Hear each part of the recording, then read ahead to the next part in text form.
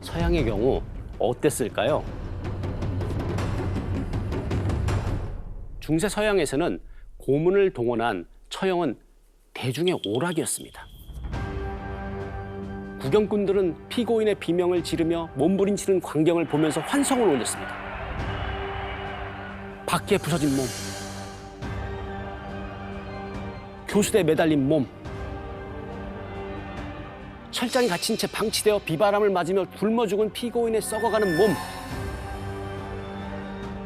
이런 것들을 익숙한 풍경이었으며 구경꾼들은 착고에 매인 피고인을 간지리고 때리고 절단하고 돌로 치고 진흙과 배설물을 짓이겨 질식하게 만들었다고 합니다.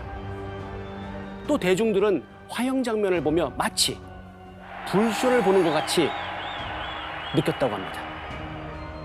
프랑스의 영웅 잔다르크 역시 루앙의 비의 마르쉐 광장에서 수많은 군중이 지켜보는 가운데 장대의 밧줄로 묶여져 화형을 당했습니다. 고대, 중세, 근대 초기 사람들은 잔인한 처벌을 완벽하게 합리적인 일로 여겼습니다. 처벌의 핵심은 형벌을 받는 사람에게 엄청난 고통을 안김으로써 처벌당하는 사람이나 다른 사람에게 두 번 다시 죄를 짓지 못하도록 경각심을 주는 데 있었다고 합니다. 그래서 처벌은 잔인할수록 좋다고 생각했습니다.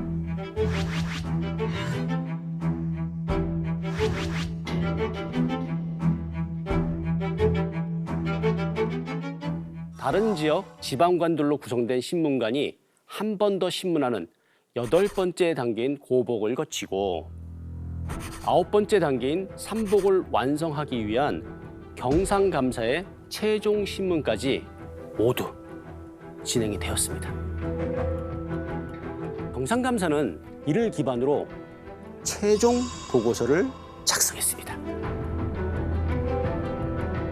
사건의 시작부터 신문 과정, 그리고 시장의 내용을 간단하게 요약한 검시 결과까지 망라해서 기술한 김태건의 재상에 대한 보고는 왕에게 직접 올라갔을 것이고, 이로써 약 4개월에 걸친 안음현 살인사건이 종결되었을 겁니다.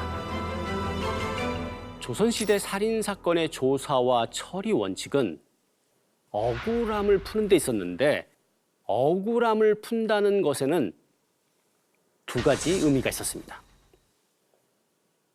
하나는 원통하게 죽은 사람의 억울함을 풀어주는 것. 다른 하나는 그 과정에서 또 다른 억울한 희생자를 만들지 않아야 한다는 것이었습니다. 이는 오늘날 형사소송의 이념인 실체적 진실 발견과 그 궤를 온전히 같이 합니다. 하지만 이 황금률은 과학적 한계나 시대 문화적 한계로 인해 무너질 때도 있었고, 때로는 조사의 미진함이나 조사관의 무능함 때문에 올바로 시행되지 못할 때도 많았을 겁니다. 조선은 이러한 억울함이 최대한 생기지 않도록 다양한 정책들을 통해 국가 시스템을 작동할 수 있도록 했습니다. 조선시대의 형법 체계가 얼마나 훌륭했는지는 서양의 형법과 비교해보면 더 확실히 알 수 있습니다. 법학 분야에서 유럽에서 가장 늦게 발전한 법은 바로 형법과 공법입니다. 고대 그리스에는 현대의 형사재판에서 사용되는 DNA 검사나 지문 검사 같은 과학 수사 기법이 없었기 때문에 재판에서 가장 중요한 무기는 설득력 있는 언변이었습니다. 아테네 법정에서는 피해자와 가해자가 스스로 자기 자신을 위해 변호해야 했습니다. 배심원들은 소송 사건 당사자의 발언을 모두 들은 다음 판단을 내렸고, 그 결정은 다수결로 정해졌습니다. 배심원단의 결정을 법원은 따랐고, 그 판결에 의의를 제기할 수도 없었습니다. 모든 재판은 하루 만에 결론이 났습니다.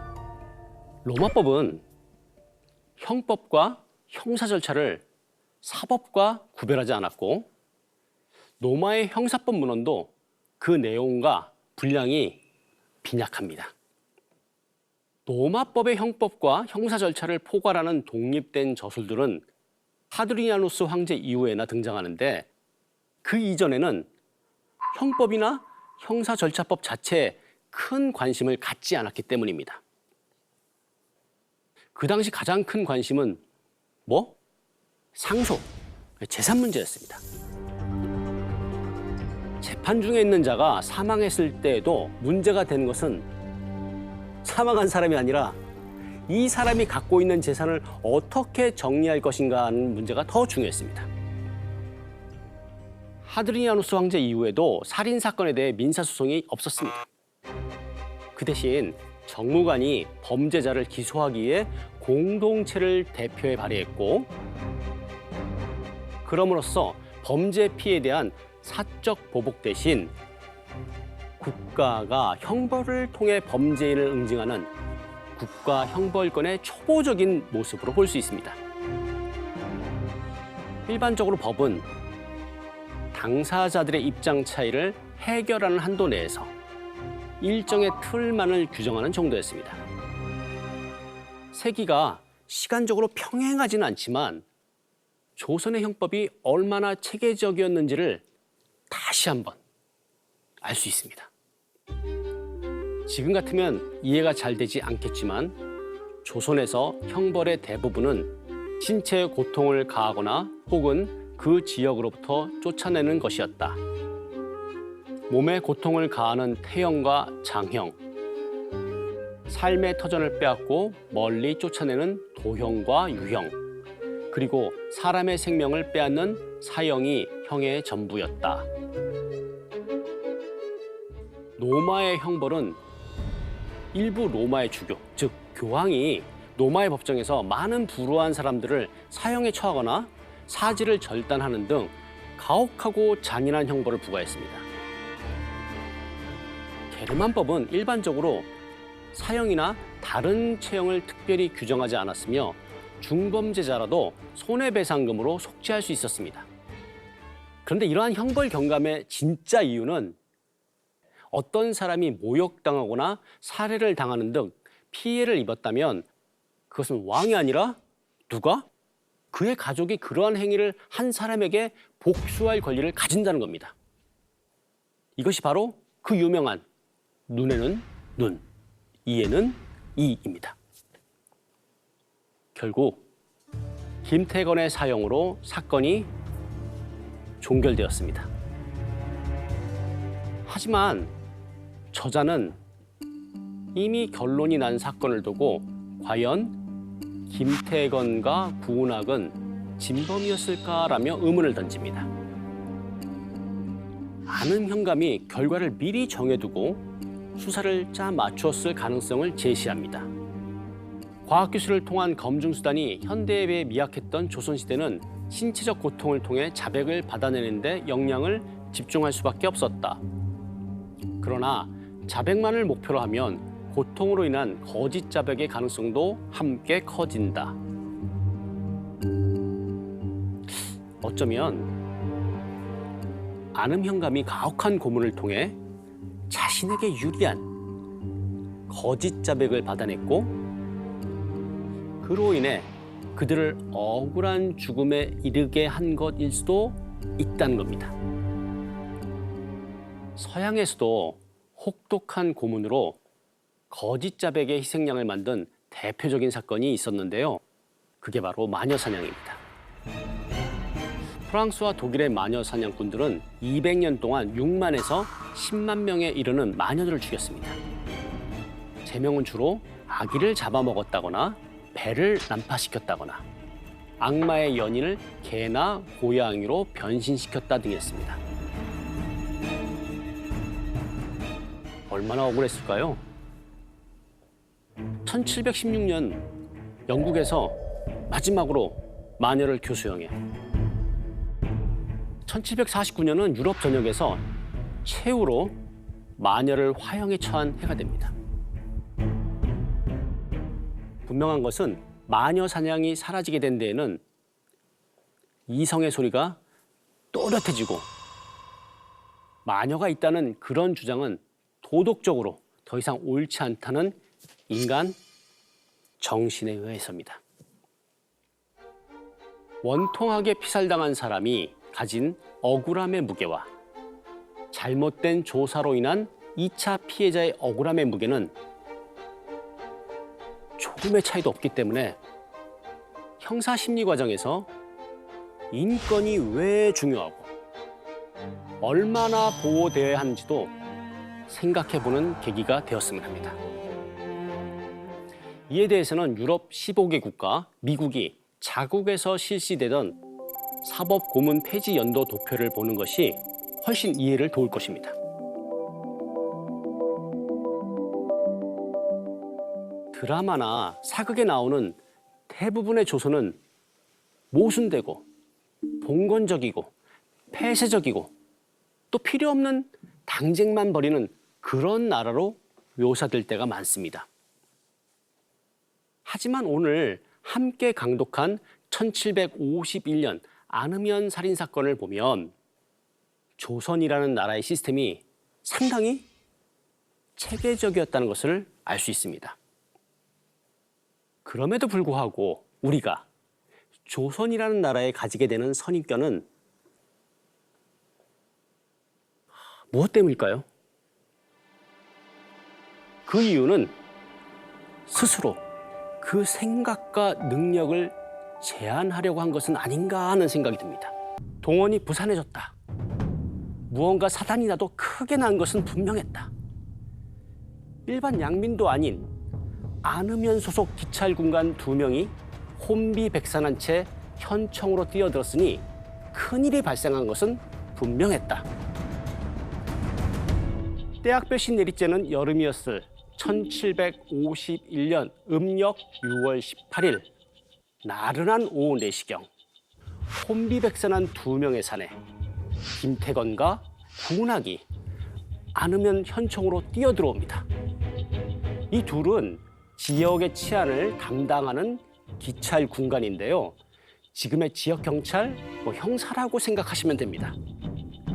이들은 또 다른 기찰 군관 김한평 그리고 그의 수행원 김동학과 함께 현청으로 복귀하던 중 도둑배를 만나 2명은 두들겨 맞고 있으며 본인들은 위세에 눌려 싸워보지도 못하고 도망쳤다고 고합니다. 그때 이들을 뒤따라 들어온 승려 1명이 기찰 군관과 수행원이 죽은 채 발견됐다는 소식을 전해줍니다. 강도 상해 사건이 살인 사건으로 전환되는 순간입니다. 과연 그들에겐 무슨 일이 있었던 걸까요? 사건이 일어나기 3일 전인 1751년 음력 6월 15일 기찰군관 우두머리 도기찰 김한평과 그를 보좌하던 사우 김동학은 관아의 명을 받아 도적 혐의자 명을석을 체포할 목적으로 고현면으로 향합니다. 그곳 기찰 담당자 김태건을 만나 체포 작전을 펼쳤으나 결국 허탕치고 맙니다.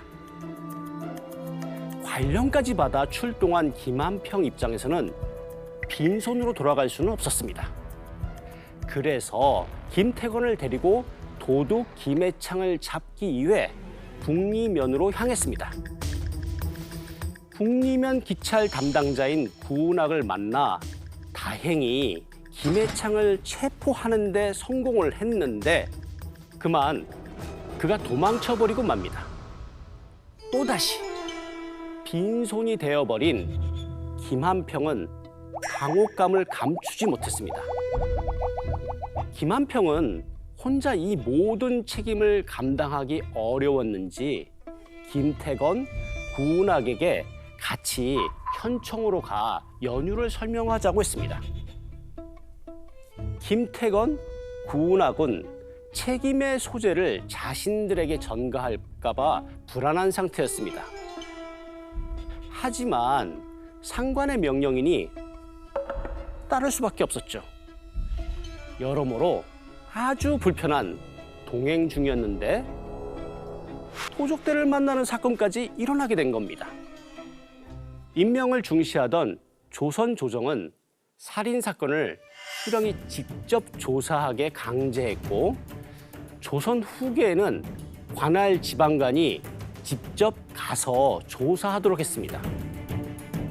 조선의 살인사건 조사 매뉴얼은 매우 엄격하고 치밀했으며 신속한 만큼 절차적 정당성도 중요하게 여겼습니다.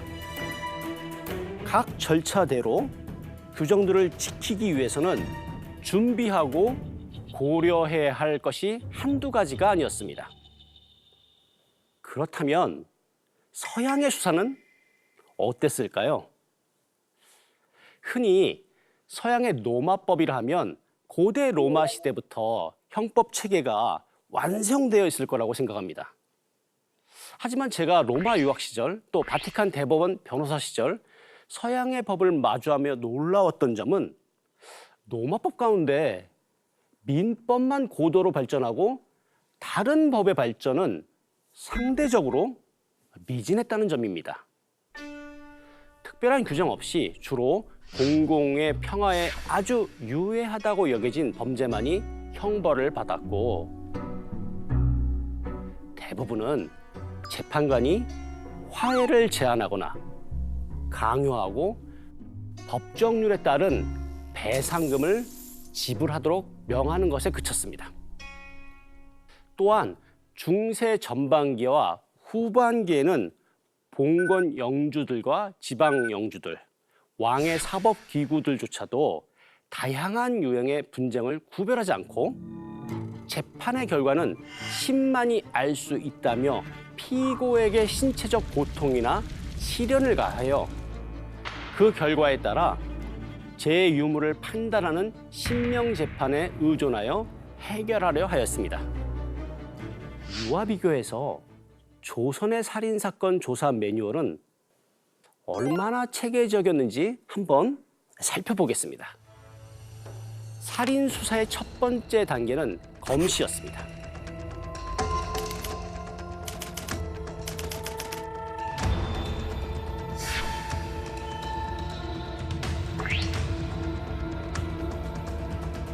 죽은 사람의 억울함을 풀어주기 위한 국가의 노력은 우선 검시를 통해 그들의 사인을 정확하게 밝히는 것이었습니다.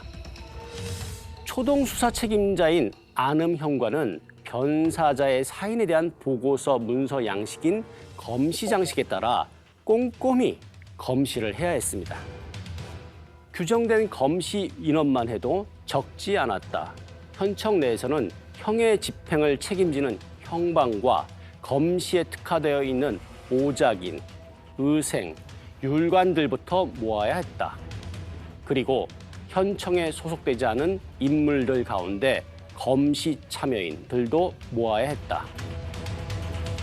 조선의 검시는 주검의 소리를 들을 수 있는 사람들과 검시가 객관적으로 이루어졌음을 증명할 수 있는 사람들이 함께 참여해야 했습니다.